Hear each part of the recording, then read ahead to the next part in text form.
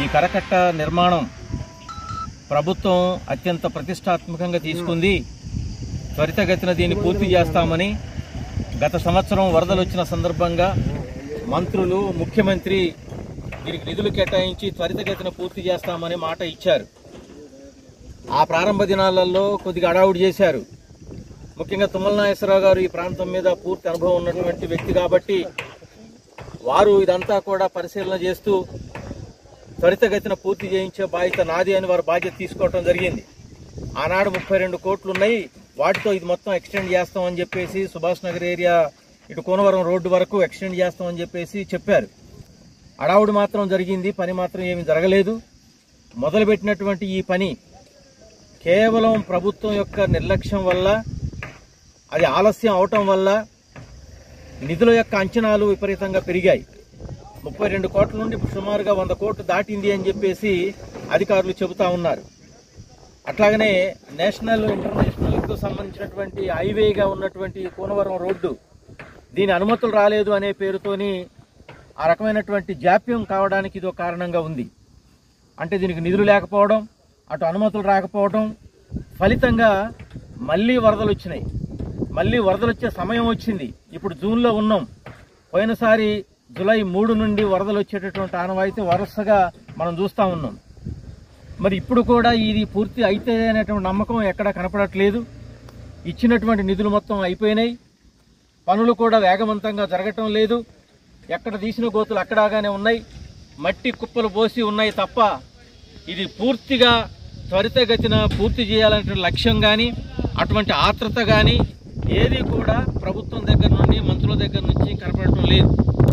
అధికారులు నిధులు ఉన్నంత వరకు మేము పనిచేసామండి, నిధులు లేని కారణంగా ఈ పని కొంత జాప్యం జరుగుతుంది, ఇంకా టెక్నికల్ పర్మిషన్లు కొన్ని రావాల్సినవి ఉన్నాయని చెప్పేసి అధికారులు చెబుతా ఉన్నారు.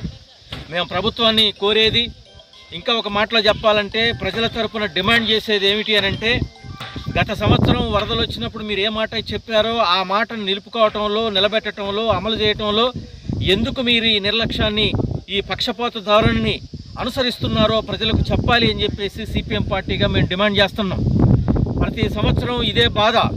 వరదలు వచ్చినాయంటే భద్రాచలం పట్టణ ప్రజలు బిక్కుబిక్కుమంటూ ప్రాణాలు అరచేతిలో పెట్టుకొని జీవనం సాగిస్తున్నటువంటి పరిస్థితి మనం అనేక సంవత్సరాలుగా చూస్తున్నాం, చర్చించుకుంటున్నాం. ఈ సంవత్సరమైనా ఆ బాధ లేకుండా ఉంటుందేమో అని మంత్రులు చేసినటువంటి, ప్రభుత్వం చేసినటువంటి అడావును చూసి ప్రజలు ఏదో మాకు మేలు జరుగుతుంది అని చెప్పేసి అనుకున్నారు. కానీ ఇప్పుడేమో వచ్చే నెలలో వరదలు వచ్చే అవకాశం ఉంది, ఇప్పుడు మా పరిస్థితి ఏమిటి అని చెప్పేసి ఆవేదన చెందుతున్నారు, ఆందోళన పడుతున్నారు. కాబట్టి ప్రభుత్వం వెంటనే చర్యలు తీసుకోవాలి, త్వరితగతిన నిధులు మంజూరు చేసి ఈ పనులను పూర్తి చేసేదానికోసం యుద్ధ ప్రాతిపదిక మీద అధికార యంత్రాంగం ఎక్కువ మంది ఇంజనీర్లను తీసుకొచ్చైనా కాంట్రాక్టర్ మీద ఒత్తిడి తీసుకొచ్చైనా సరే నిధులు కేటాయింపు చేస్తే ఆ పని కొంత మేరకు నడవడానికి అవకాశం ఉంటుంది. ఇది రాష్ట్ర ప్రభుత్వానికి సంబంధించినటువంటి వైఫల్యం. ఇక మరొక అంశం చాలా ముఖ్యమైనది. ఇప్పుడు పోలవరం బ్యాక్ వాటర్ వల్ల భద్రాచలం నియోజకవర్గానికి, ముఖ్యంగా భద్రాచలం పట్టణానికి, రాముడికి సైతం నష్టం జరగబోతుందని గత అనేక సంవత్సరాలుగా నిపుణులు చెబుతున్నారు. ప్రజలు ఆవేదన చెందుతున్నారు. ప్రభుత్వాలు కూడా ఆ మాట చెబుతున్నాయి. కానీ పోలవరం బ్యాక్ వాటర్ వల్ల వచ్చేటటువంటి ప్రమాదాన్ని నివారించడానికి కేంద్ర ప్రభుత్వం చర్యలు తీసుకోవాల్సిన అవసరం ఉన్నది. వీటిని మొత్తం సర్వే చేసి రాబోయేటటువంటి విపత్తుని అరికట్టవలసిన బాధ్యత ఆ ప్రభుత్వం మీద ఉంది. కానీ కేంద్ర ప్రభుత్వం నిమ్మకు నీరెత్తినట్లుగా వ్యవహరిస్తుంది. భద్రాద్రి రాముడు మాకు చాలా అత్యంత ప్రీతి పాత్రుడు అని చెప్పేసి ఒక పక్క చెబుతూ రాముణ్ణి రాజకీయానికి ఉపయోగించుకోవటం తప్ప దక్షిణ అయోధ్యగా పేరు గాయించినటువంటి భద్రాచలం పట్ల బీజేపీ ప్రభుత్వానికి తీవ్రమైనటువంటి నిర్లక్ష్యం ఉంది. పక్షపాత ధోరణి ఉన్నది. దాన్ని విడనాడాలి. పోలవరం బ్యాక్ వాటర్ వల్ల రాబోయేటటువంటి పరిణామాలని పరిగణలోకి తీసుకొని రీసర్వే చేసైనా సరే వాటికి నిధులు తక్షణమే కేటాయించి ఆ రకంగా ఒక పటిష్టమైన చర్యలు తీసుకోవాలని చెప్పేసి మేము కోరుతా ఉన్నాం. ఎందుకంటే పోలవరం బ్యాక్ వాటర్ వల్ల భద్రాచలం అటుపక్క ఇటుపక్క ఉన్నటువంటి కరకట్టలు ఇప్పటికే చాలా కాలం అవటం వల్ల వాటి నిర్మించింది అవి మొత్తం కుంగిపోయినాయి, నెర్రెలు బారినాయి, చెట్లు మొలిసినాయి. వర్షాలు వచ్చినాయనన్నా, గోదావరిలో వచ్చినన్నా కూడా అది రోజు రోజు కుంగిపోతా ఉంది.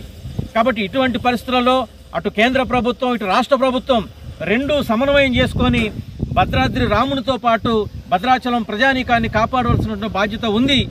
లేని పక్షంలో సిపిఎం పార్టీ దశల వారీ ఆందోళనను మరీ ఉధృతం చేయడానికి ఇవాళ మేము ప్లాన్ చేయబోతున్నాం. ప్రభుత్వం సమాధానం చెప్పాలి.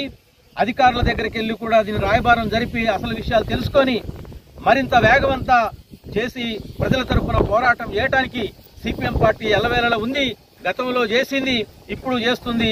భవిష్యత్తులో కూడా దీనికి శాశ్వత పరిష్కారం దొరికేంత వరకు ఈ పోరాటం కొనసాగుతుంది అని చెప్పేసి ప్రజలు సహకరించాలా.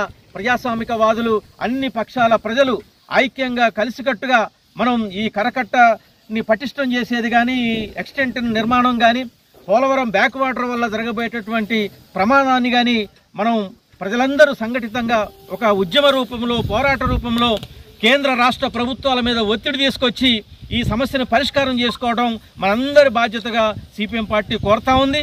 సిపిఎం పార్టీ ప్రజల తరపున నిరంతరంగా పోరాటం చేసే సంగతి ప్రజలకు తెలుసు. మేము ముందుంటాం. మీరందరూ కూడా భాగస్వాములు కావాలి. మీకు అండగా సిపిఎం పార్టీ ఉంటుంది అని చెప్పేసి ప్రజలకు విజ్ఞప్తి చేస్తున్నాం.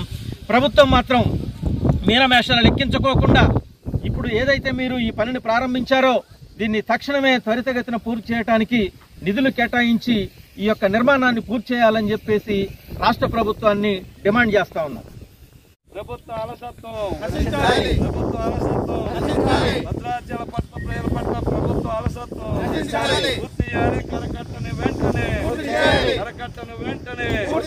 కరకట్టను వెంటనే కాపాడండి. భద్రాచల పట్టణ ప్రజల గోదావరి ముంపు నుండి